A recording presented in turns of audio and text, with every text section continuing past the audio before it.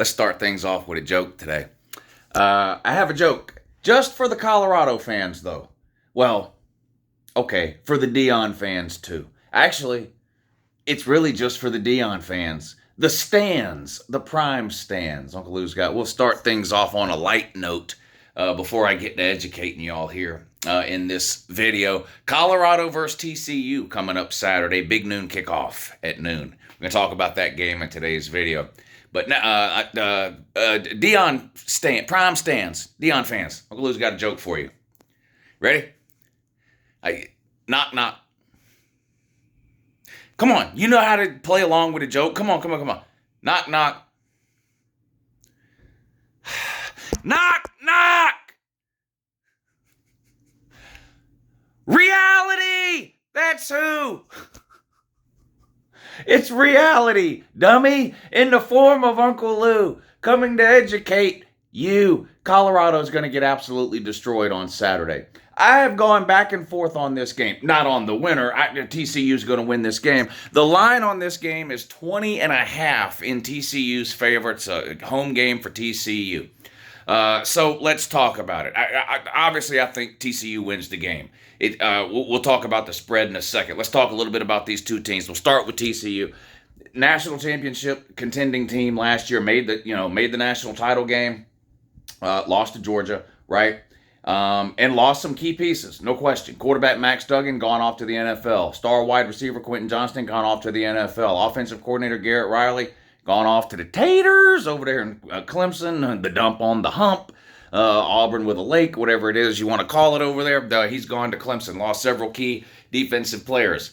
But head coach returns. They bring in Kendall Briles as a replacement for offensive coordinator, who I think is going to do okay. Max Duggan gone. But let's not forget, the replacement, Chandler Morris, was actually the starter last year. A lot of people don't know this or don't remember this, but if you go back to actually the Colorado game last year, the Week 1 game last year between TCU and Colorado, Chandler Morris started that game, not Max Duggan. Chandler Morris got hurt in that game. Max Duggan came in, and the rest is history. Now, Quentin Johnston, I think, is a big loss. They don't have a player on that team that can fill his shoes. However, they've got some weapons at wide receiver. I particularly like TCU's lines of scrimmage, especially in this game. Spoiler alert, I like anybody's lines of scrimmage in a game against Colorado, but particularly this one.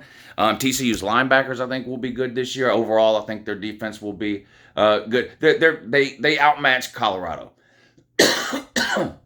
I like Colorado to win this game, or TCU to win this game. All right, let's talk about Colorado. Let's talk about the good things first, because people just think there's nothing good about Colorado, or that I don't ever say anything good about Colorado. It just isn't true. First of all, I've said a million times, I love Deion Sanders. I've been a Deion fan since I was a little kid, okay? I hope he succeeds. It's just not going to be this year. It's definitely not going to be this week. But I think he's got potential as a head coach. That remains to be seen.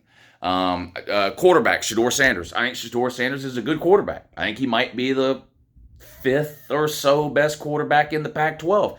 That might not sound great to you, but the Pac-12 is absolutely loaded when it comes to quarterbacks. They've got the returning Heisman Trophy winner, Caleb Williams at Southern Cal. We got Bo Nix up at Oregon. They got Michael Penix at Washington. They've got Cam Rising at Utah. These are quarterbacks who have been not just playing in the Power 5, but excelling in the Power 5 for years. It's not a slight on Shedeur Sanders that I have him pegged slightly below those guys. Shedeur Sanders has never thrown a pass against Power 5 competition. All of those guys have been doing it for years. That's it. So Shedeur Sanders could be a good quarterback. Travis Hunter is going to be one of the most exciting players in all of college football. If for no other reason, he's going to play both ways. He's going to play corner, he's going to play wide receiver. How much does he play of each position? That kind of remains to be seen. I'm of the opinion that he should primarily play corner, and that they should rotate him in at wide receiver on occasion, or when need be, or in certain situations, things like that. I just feel like in college football, it's a lot harder to find an elite lockdown corner than it is to find an elite wide receiver. Not that elite wide receivers grow on trees, but there are more available wide receivers, quality high-end wide receivers. There's more of them available than there are quality high-end DBs, in my opinion. So that's what I would do with Travis Hunter. We'll see what Colorado does. Cormani McClain on the other side. I think he will be good at some point. I don't know how good he'll be this year as a true freshman. Defensive back, specifically corner, is one of the hardest positions to transition to from high school to college. It just is. I think he's obviously a elite talent, and I think he will be a future NFL player. How good will he be this year? We'll find out. I actually like a couple of Colorado's running backs too. The issues I have with Colorado are less about specific players or even specific position groups outside of the lines of scrimmage, and more about overall depth and roster. I know that they turned the whole roster over from last year, and every time people talk about it, they're like, the prime stands, they're like, oh, well, Shadur Sanders is a 4-star, and Travis Hunter and Cormani McClain are 5 stars. They've got like a total of 5 4 or 5-star players on that entire team. That means the other 75 are 3 stars. They just don't have the talent level top to bottom to compete this year in the Power 5. Now, they're a better roster and will be a better team than they were last year. It's not going to happen this year. It's going to be a rough year. I went back and watched my preseason prediction game-by-game video that I did for Colorado just to sort of jog my memory on some things for this video. And before I went back and looked at that video, I was leaning towards taking Colorado in the points, 20.5. After rewatching that video and then scrolling through the comments, I've changed my mind. I can't stomach any more of these idiotic prime stands who are completely clueless about the game of college football and how it works, who somehow think that what has happened in Colorado is going to result in a 10-plus win season immediately in year one. Absolute ignorance to the highest order.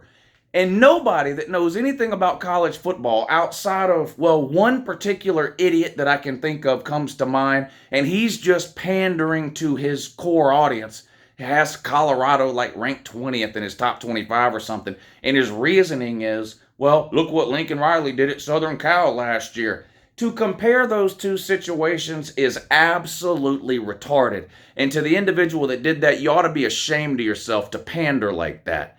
It's embarrassing. I'm embarrassed for you that you did that. That's one of the saddest things I've ever seen a respectable person do on the internet.